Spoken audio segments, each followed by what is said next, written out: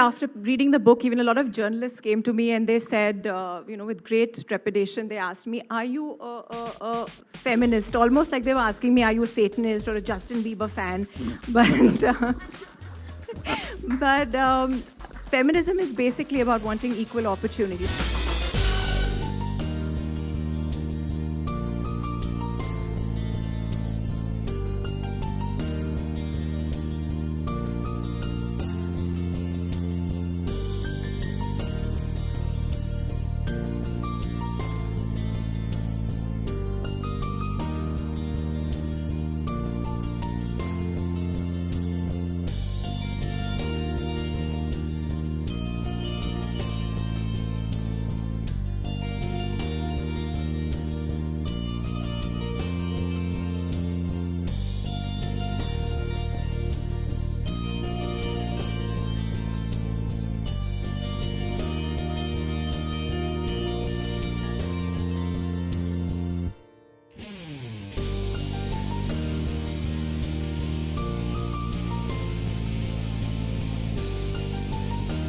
So we've got that right. We are here to praise Twinkle. Let's just clap for her again.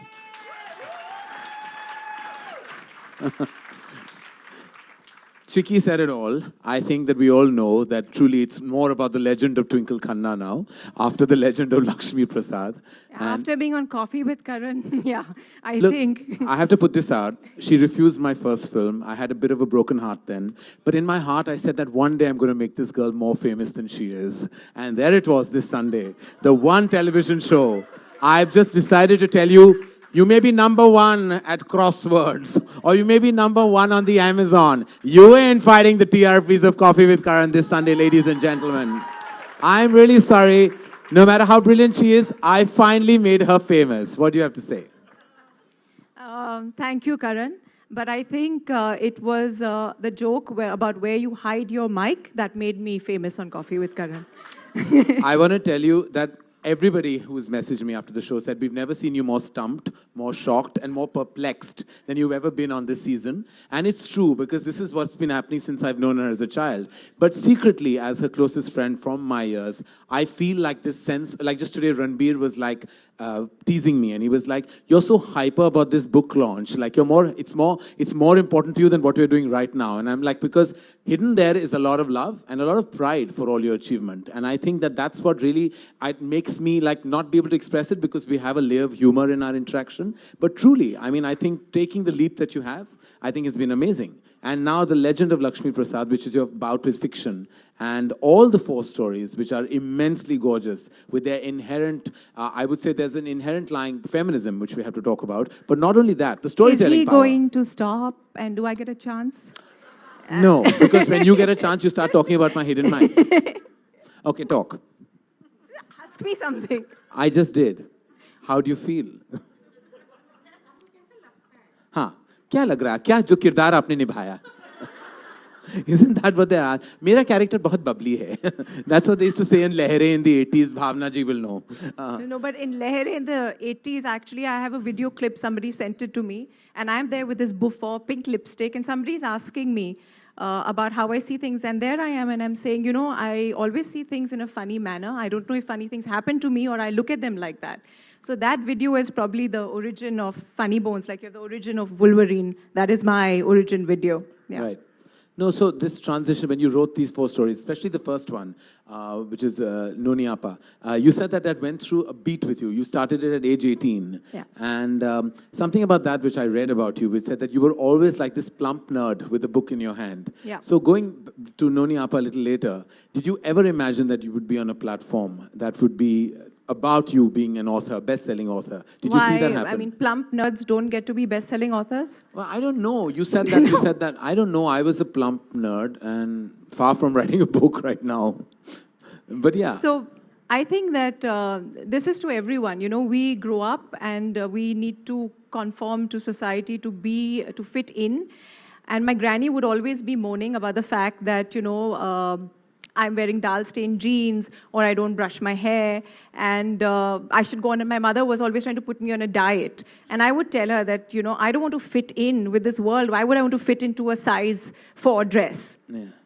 And I think that for all the oddballs and misfits out there, eventually, if you just follow your path, you will reach somewhere where no one else has, because you are uniquely meant to do something that only you can do. And what do you think about, like, what I read the book? There is this underlying, like, feminism, deep feminism that runs through all 4 characters. Is that intentional? So basically, after reading the book, even a lot of journalists came to me and they said, with great trepidation, they asked me, are you a feminist? Almost like they were asking me, are you a Satanist or a Justin Bieber fan? But feminism is basically about wanting equal opportunities. And anybody who says that they are not and they don't believe in feminism are idiots, is what I would like to say. So... And there's my friend Nanu. We have fights for feminism, about feminism, and I think that it's very simple. Women are trying very hard to find their place in the world, which should have been theirs anyway. But unfortunately, men had the keys. They locked us in the cage, and now we are finding ways to wiggle out. And what a way to wiggle out. So tell us about your first story, which is Noni Appa. Like, you went through beats to reach that final narrative. So Salam Noni Appa is thanks to my grandmother, who dragged me to Jamaat Khanas my whole life, which she doesn't take me anymore because she claims that I can't do this Shajo Didar properly. I don't know what that is, but now she's ashamed of me. And it's a story I've been trying to write since I was 18. And I wrote it 3 times in 3 different versions. First, the protagonist was an 18-year-old girl. And then I wrote it again at 40 when the protagonist was 40. And now finally, the protagonist is Noni Appa, who's 68, and she finds love in the winter of her life. And that is what it is. Your thoughts again on on how Shabana ji read it. Are you mad? She's an icon. What are you asking me? Good, I just wanted you to say that. Yeah. You must also praise others. That's what I wanted. All right. Now, very excitedly, the first story that I read in your series of 4 short stories was The Legend of Lekshmi Prasad. I remember reading it, and very secretly, I felt like there's a film here as well. Like, I felt very strongly as a filmmaker, which is something that we never really spoke about. But I felt very strongly because it was a story of triumph. It was a story of progression. It was a story of a young girl really fulfilling her dreams in the best possible manner. It had all, in those pages, number of pages, and I know, God knows, we take so long to tell a story sometimes. Sometimes there are screenplays that can meander and go on and on. But you went through every beat, from triumph to emotion to rage to overcoming it to everything. I mean, all of that in a short span of the story. To me, it was one of the best of the series. What do you have to say? It was a story that when I was writing The Legend of Lekshmi Prasad, halfway through I started feeling that my editor will murder me. She'll say, it's not your Mrs. Funnybones voice, which is apparently some, I don't know, it's like I'm possessed by this ghost that goes on. But, and I wanted to give it up, but I finished it and I sent it to her. And as luck would have it, she said, it's perfect. And then the story that I actually sent her, which I thought was perfect, and I said, I've nailed it. She said, you've nailed it so many times that it's full of holes. And she sent it back to me to redo. So that is what happens when you write. You actually don't know what you end up with. The Legend of Lekshmi Prasad is a story of a simple village girl who saves her community and the women in her community by a radical idea. And that's basically the core. Well, very, very happily and excitedly, we have someone who's had a journey of her own to read a passage from The Legend of Lekshmi Prasad, from not knowing who the president of the country is to emerging as the strongest voice as a female actor of her generation. I was trying to give you a dramatic introduction, Alia. She just broke it. I want to interrupt him. Since he's asked you this about the president, Karan, I want to ask you something. Can you please tell me what is the full form? I'll pay you 500 and 1,000 rupees. Just shut up. Just tell me, what is a full form of MNS?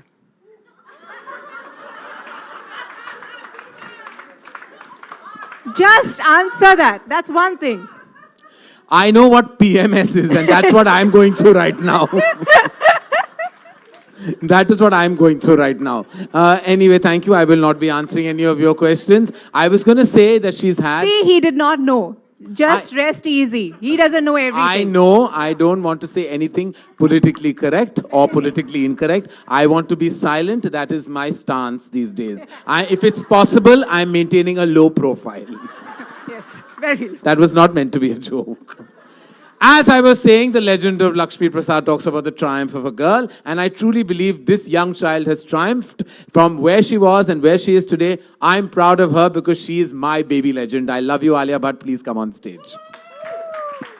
Truly is like a story of great triumph, especially if you reach the end of the story. You feel really kind of rejuvenated, and you feel that power of that feeling. And I think that was the most special part of for me, that the feeling I got right at the end of the story.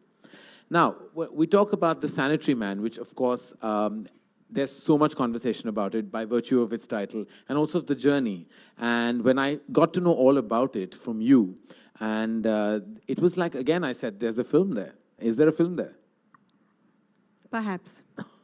All right, because it's a again, non-committal answer, perhaps. All right, perhaps we'll do it. But what was your experience of how you discovered this story?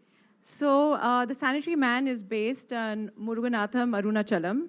I call him Muruga because my tongue trips over his name, and also because he's a friend now. He is the inventor of the low-cost sanitary pad-making machine, and he works tirelessly to dispel taboos about menstruation, and he's a very funny guy. He has these one-liners. He doesn't take himself very seriously or his work in that manner where there's a certain whimsy about him. And I discovered him. I was doing some research for a column on menstruation, and I stumbled upon his story, and immediately it gripped me. This was something that the world needed to know. And if you think that this book is about feminists and women who are feminists, he is a bigger feminist than all of them put together. And is it true that he actually didn't answer the emails from your husband's office? So I began chasing him, but he was very evasive. And then finally, I got his number from one of my friends there who does TED Talks. And I called him. And first he told me, I actually don't talk to men. I only talk to women. And I was taken aback. I was like, why? What is that? So he said, no, by the time I explain to a man what I'm doing, half an hour's gone by. Right. And then I met him, and he said, a lot of people have been writing to me. Abhay Deol has written to me. Some Akshay Khanna has written to me. So I said, no, that's Akshay Kumar, and he's my husband. So he was, kind of all right. And then finally, after lengthy interviews, he agreed to let me fictionalize his story. So can we have a glimpse of his... Vote of thanks. Yes. You want to stand up and thank people? Yes. All right, okay. I'd first like to thank my editor, the brilliant Chiki Sarkar, who's just about to pop out Juggernaut's latest and most significant offering, as you can see. She's 8 months pregnant and all the way here. I'd like to then thank my mother. I am not half the woman you are, Mom, but that half seems to be enough. And I'd like to thank Balki and Swanand for your valuable inputs into this book. Merlin Joseph, where are you? Stand up. Give us a wave. Stand up. Thank you for bearing with me. I've called up Merlin at all odd hours and asked her random questions. Once she was watching a movie, and I rang her up and said, so Merlin, when you die, where are you likely to be buried? And she gamely, she said, I have to think about it. I haven't really planned it. I'm pretty young yet. So thank you. My children, Arav and Nitara. Stand up, Arav. Stand up, don't be shy. Yeah. My heart bursts with joy just looking at you. So thank you for just being there, being alive, being healthy, and all those things. I'd like to thank my friend Karan. Come ahead. He is my dear friend. He is like the 100-rupee note. It's always in your pocket. You take it for granted, but when it comes to crunch time, you realize how valuable that bloody note is. 500 बोल देती तो क्या जाता तेरा? Sorry. So even there, she kind of shortchanged me. Shabana auntie, thank you so much. That was a beautiful, beautiful reading. Ranbir and Alia, thank you very much. You all did a magnificent job. And now I have one person. I'm coming to it. You love my husband more than me. Rightfully. Yeah, right. And my husband, and this book is dedicated to him. He's my biggest cheerleader, my greatest support. He's a man who takes more pride in my work than anyone ever has, including my mother, who's all the time kind of, somebody came up to her and said, your daughter is a good writer, and she shouted and said, this jungly here, this jungly. So I'm really fortunate to have this man with me. And like Noni Appa and Anandji, I hope we continue playing Rummy for the rest of our life together. Yeah. Thank you to all my friends, my family, everyone back there. And this means the world to me that you're all here. And I'm thrilled. Thank you. And because we need the photo op, we would like the readers to please join us on stage, because that's more critical than her vote of thanks.